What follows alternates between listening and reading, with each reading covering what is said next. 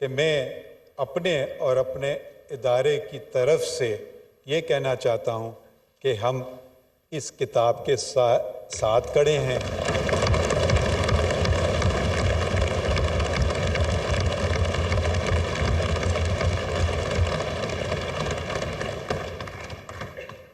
اللہ کے سائے کے بعد اس کتاب کا سایہ ہمارے سر پہ ہے۔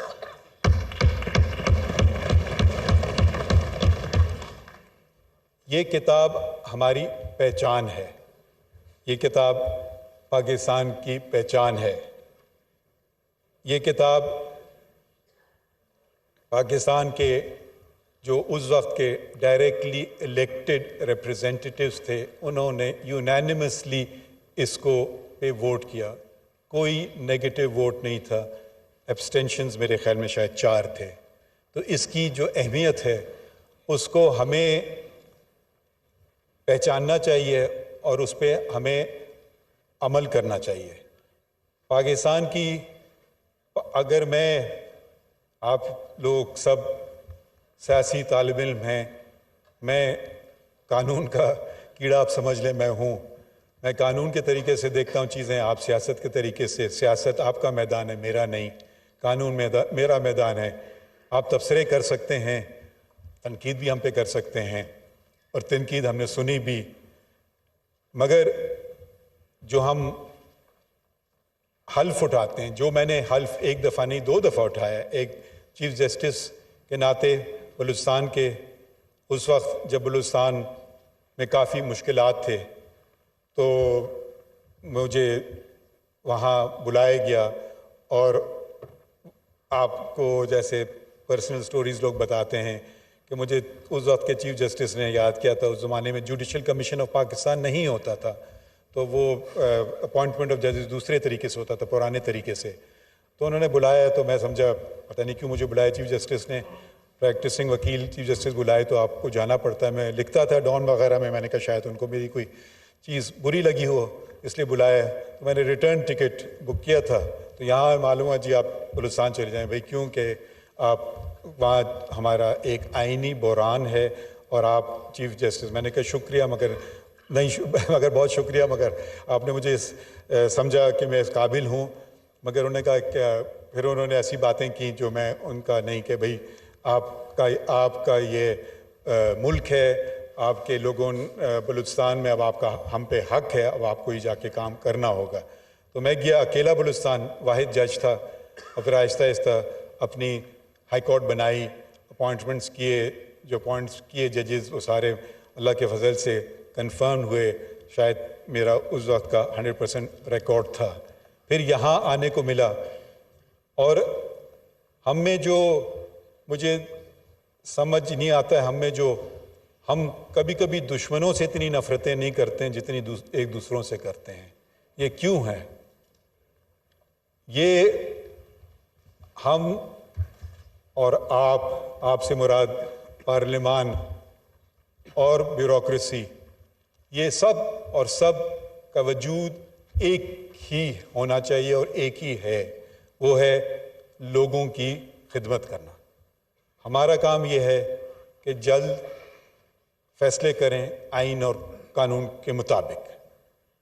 آپ کا کام ہے ایسے قوانین بنائیں جو لوگوں کے لیے بہتر ہوں، اور ایگزیکٹو کا کام یہ ہے کہ وہ جو قانون بنائی جائے اور جو حکومت وقت ہے اس کی پالیسیز کو وہ بہتر طریقے سے ادا کرے۔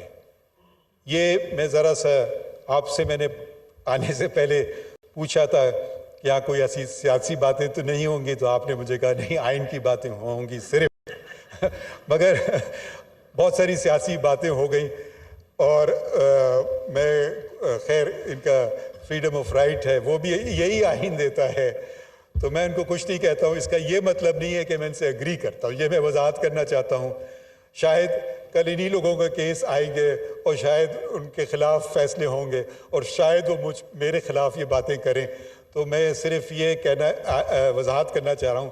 میں آیا تھا، آئین کی گولڈن جوبلی تھی آج، یہ جشن ہے، یہ ہمارا ملک 25 سال تک قائد اعظم محمد علی جناح اور مجھے فخر ہے کہ میرے والد central working committee of the all India Muslim league, جس کے 19 صرف رکن تھے، اس میں بلوچستان سے وہ واحد رکن تھے.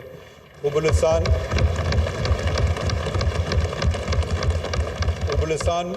میں مسلم لیگ قائم کی. بلوچستان نہ صرف بلوچستان مگر اس وقت کا جو صوبہ سرحد ہوتا تھا، جو اب خیبر پختونخوا، تو وہاں بھی وہ گئے اور انہوں نے وہ سیاسی شخصیت تھی اور انہوں نے یہ ممکن بنایا کہ یہ 2 صوبے جو اب پاکستان کے ہیں، اور اب اگر ان کا رقبہ جوڑیں تو پاکستان میرے خیال میں بہت بڑا ہو جائے گا، کہ یہ پاکستان کا حصہ بنے. اور وہ لوگ، ان کو کیا ملنا تھا؟ اب آپ ذرا سے یہ سوچئے، جب تحریک پاکستان چل رہی تھی، آج کے وقت میں تو آپ مفادات دیکھ سکتے ہیں کہ یہ میرا اس میں فائدہ ہے اور وہ میرا اس میں فائدہ ہے، میں یہ کروں یا وہ کروں. وہ کوئی ایسی بات نہیں تھی، وہ ایک خواب تھا. اور اگر وہ خواب پورا نہیں ہوتا تو وہ پھر ایک ایسے معاشرے میں ہوتے جہاں کہ وہ مائنورٹی تھے اور ان سے کہا جاتا کہ آپ یہ باتیں کر رہے ہیں تو ان سے کیا سلوک ہوتا. تو انہوں نے ایک خواب دیکھا، قائد اعظم علامہ اقبال نے، اور پھر ایک پولیٹیکل موومنٹ بنی اور دنیا بھر میں مسلمانوں کا سب سے بڑا ملک وجود میں آیا، سب سے بڑا ملک. اب مجھے شرم سے کہنا پڑتا ہے، یہ شرف پاکستان کے پاس نہیں رہا، اب یہ شرف انڈونیشیا کے پاس ہے. اس وقت یہ ہمارا دنیا میں سب سے بڑا ملک تھا. ہم کس لیے یہ ہم نے کیا؟ اگر آپ کو بہتر ایڈمنسٹریشن چاہیے تھی تو شاید انگریز بہتر ایڈمنسٹریشن دے سکتے تھے، مگر ہم اپنی غلطیوں سے، اپنی ناکامیوں سے سیکھ کر کے ہم آگے بڑھنا چاہتے تھے کہ جو کچھ ہے ہمارا ہے. تو یہ کانسٹیٹیوئنٹ اسمبلی آئی وجود میں، اس کے صدر کہلاتے تھے، اسپیکر نہیں کہلاتے تھے، ان کا نام تھا مولوی تمیز الدین. ان کو برطرف کیا گیا، انہوں نے چیلنج کیا اور ان کی جگہ ایک بیوروکریٹ جو میرے خیال میں ریلوے میں ملازم ہوتا تھا ایک وقت میں، غلام محمد، وہ گورنر جنرل تھا. انہوں نے ان کو برطرف کیا اور انہوں نے کیبنٹ آف منسٹرز بنائی. مولوی تمیز الدین، میرے والد اس کیس میں بھی منسلک تھے، انہوں نے چیلنج کیا چیف کورٹ آف سندھ. اس زمانے میں سندھ ہائی کورٹ نہیں تھا، چیف کورٹ تھا. انہوں نے چیلنج کیا. اس وقت کے جو جج تھے وہ تھے ایک کرسچن، جسٹس کانسٹنٹائن. انہوں نے اور ان کے 3 ساتھیوں نے، جسٹس ویلانی، جسٹس بچل اور جسٹس محمد بخش نے بحال کیا اور یہ کہا کہ یہ اقدام غلط ہے. اور وہ جو منسٹرز تھے انہوں نے ان کے خلاف ایک ریٹ آف مینڈمس جاری کی، دوسری ریٹ آف کو وارنٹڈ کی کہ آپ کے پاس کوئی اختیار نہیں ہے منسٹر ہونے کا. انفارچونیٹلی یہ چیلنج ہو گیا اس وقت کے فیڈرل کورٹ میں اور پھر نتیجہ الٹ گیا. اس وقت بھی ایک جج تھے اور تعجب کی بات یہ ہے وہ جج بھی کرسچن تھے، جسٹس کارنیلیس. وہ شاید مائنورٹی میں تھے. ان کا ججمنٹ پڑھیں تو انہوں نے اسلام کی بات کی اور میجورٹی ججمنٹ